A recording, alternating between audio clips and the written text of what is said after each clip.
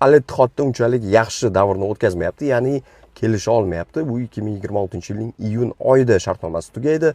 Al Ittihod u bilan shartnomani uzaytirmoqchi. Benzema esa xafa, chunki boshqacha kelishuv bo'lishi kerak edi degan bir fikrni ilgari surayotgan ekan va tabiiyki, menimcha ko'pchilik buni ko'rdi do'stlar.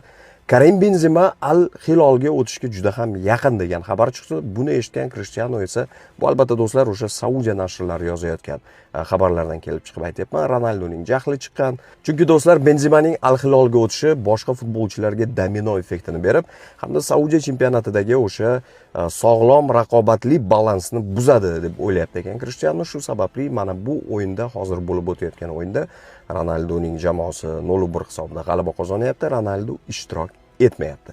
Endi bu qanday tugaydi? Benzema Al Ittihodda qoladimi, Yevropaga qaytadimi yoki Al Hilalga o'tadimi? Bu hozircha noma'lum. Lekin Ronaldo mana shunday Saudiya